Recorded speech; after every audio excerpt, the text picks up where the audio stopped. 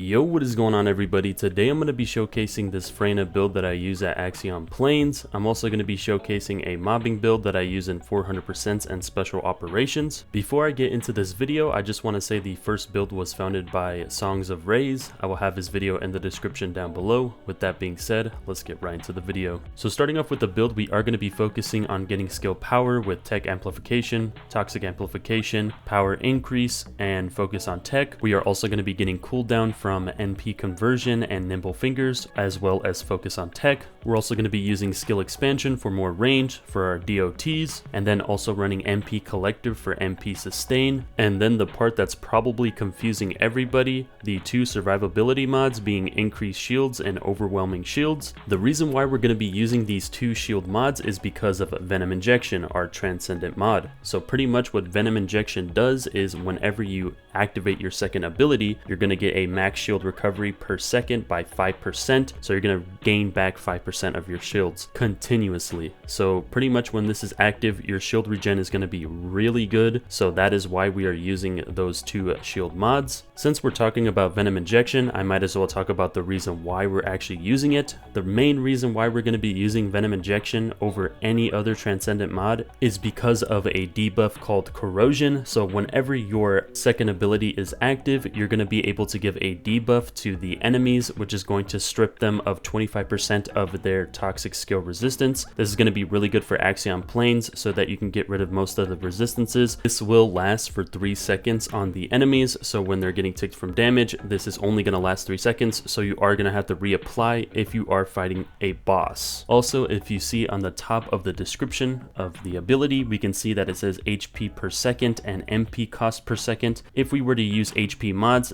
we would literally die and not be able to obtain our second ability, hence why we are using shields. And then the MP cost per second is the reason why we're going to be using MP collector, so we can manage that MP loss when this ability is active. Really quickly, I just want to say I am not going to cover the toxic stimulation build just because this build is way better. If you have ultimate Freyna, 100% use this build. If you don't, definitely go with the toxic stimulation build. SongOfRaze video again will be in the description, so you can go watch him talk about that build. I'm just not going to talk about it in this video. Pretty much what I'm trying to say is if you haven't invested in normal Freyna, this is going to be the best build, so I highly recommend just grinding out ultimate Freyna and then investing into her. If you have invested in normal Freyna, the toxic stimulation build is another option as well. For the weapon, we are going to be using the secret garden. For the build, make sure that you do have fire rate up, expand weapon charge, and compulsive magazine.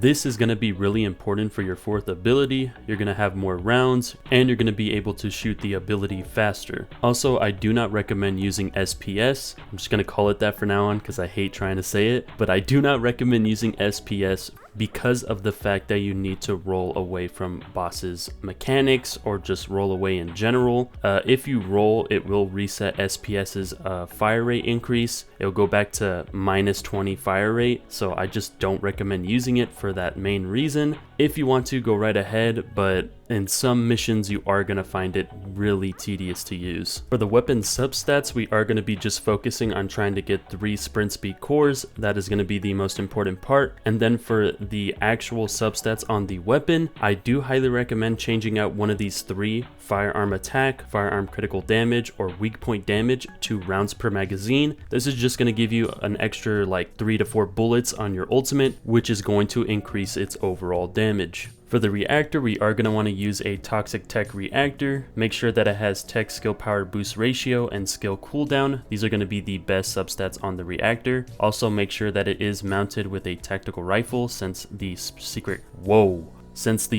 garden is a tactical rifle. For the external components, we are going to be using the plague set. This is going to be the best in slot set for Freyna, seeing as it gives us a boatload of toxic skill powered boost. The substats for the external components will be in the description down below. This is going to be the Arche Tuning. We are focusing more onto the left side of the tree instead of just focusing on the right. The reason why we're going to be doing that is because of the mutant cell defense neutralization. This is going to play really well with Venom Injection, being able to get upwards to 75% toxic resistant reduction. Now the reason why I say 75% is I forgot to mention that the rate of toxic reduction on the second ability can go up upwards to 45%. So 45% plus the 30% is going to be around 75% damage reduction. And we're also decreasing their defenses by 50%. And then for the other mutant cell, we are going to be using Toxic Cohesion for the additional toxic skill power boost. For the Inversion reinforcement perks, we are going to be running Chill Focus rounds, Arche Circulation Tactics, and Selective Neural Stimulation. Chill Focus rounds is going to give us more chill power on our weapon, Arche Circulation Tactics is going to give us reduction on our cooldown, and then Selective Neural Stimulation is going to give us MP back when we're nearby enemies. For the fellow, it really doesn't matter. You can use any fellow you want. Since we're not going to have any HP, the Hagios dog isn't really going to benefit us, and since we're not using our weapons really, the Vespers dog isn't going to benefit us. So again, it's really up to you. Use whatever dog you want.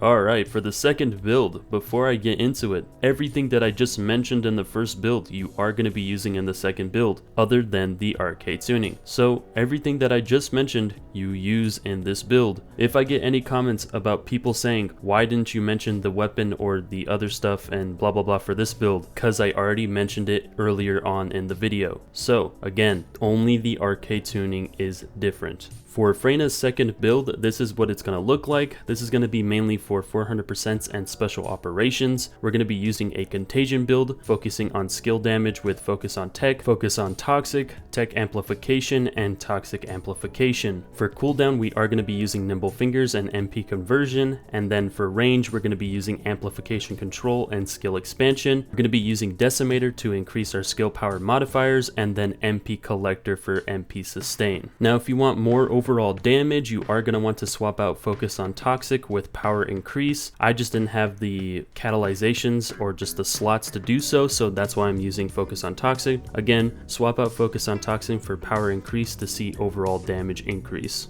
I almost forgot to mention, make sure for your trigger mod you are using power beyond for both builds. This is so that you can get the innate 15% skill power boost when equipping the trigger mod. And then for the Arche Tuning, we did focus more on the right side of the tree for the skill power boost and the cooldown. Make sure for your mutant cell that you are using Toxic Cohesion. This is going to be the best in slot mutant cell for this build. Really quickly, I wanted to go over the gameplay loop for the first build. The second build is really straightforward. Just use your second and first ability and you should be good to go. The first thing you're going to want to do when using the first build is making sure that your second ability is always active. This is going to be your main way of surviving and also being able to actually strip the toxic resistances. Again, make sure that the second ability is always active, and then once you've done that, you can now throw down your first ability and second ability so you can spread out the dot damage and then strip the enemies of toxic resistances. And then your first and second ability is just going to do its work. It's going to spread around the enemies and then strip them again of their resistances. For the boss specifically, make sure again your second ability is active. Hit him with either your first or second ability so that you can give him the debuff,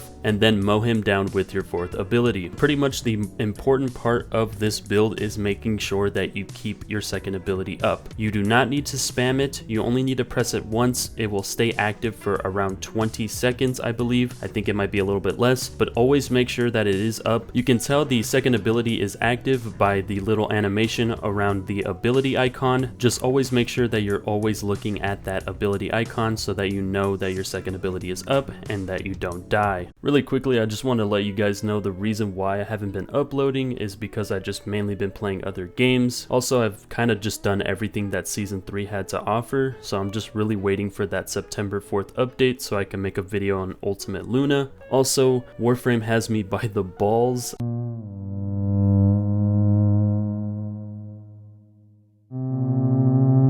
Prime Caliban just came out and I've just been grinding a shit ton of plat, so yeah, that's also another reason why I haven't been uploading. And yeah, that's going to be pretty much it. That's going to be everything you're going to need to make Freyna viable for Axion Plains and be a mobbing beast. So if you made it this far into the video, you can leave now if you want. I'm just going to give my thoughts about Freyna, you know, the usual, but yeah, let's get right into it. So honestly, Freyna is just one of those descendants that is again kind of in the same boat as Inez. She's gonna clear rooms with her first to second ability just really easily. I will say though, personally, she is very boring.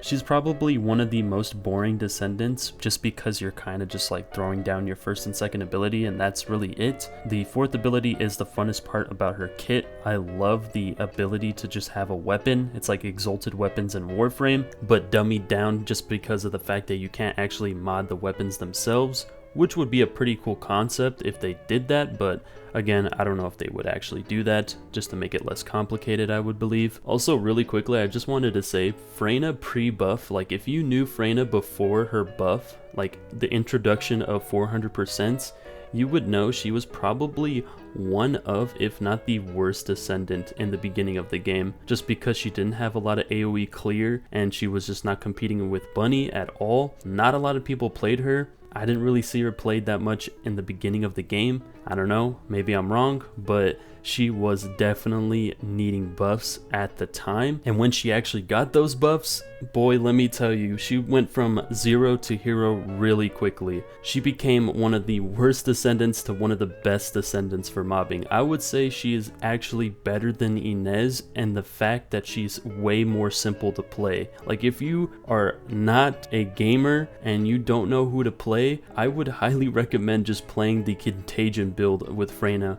You press 2 buttons and everything dies. Again, hence why I think she's really boring. But yeah, hopefully we do see maybe a rework with Contagion with her second ability, because I don't use her second ability at all with Contagion. The only time I ever use her second ability is if I'm using Toxic Stimulation or Venom Injection. Honestly, they need to do something with it because it is a dead skill if you're using Contagion. Maybe make it to where she can throw syringes of like toxin syringes or something like that, or something. I don't know. You let me know in the comments down below what they should do for the second ability, because honestly I think the second ability on Contagion is just a dead skill. Like you're just not using your second ability. But yeah, that's gonna be pretty much it. I hope you guys enjoyed the video. Peace.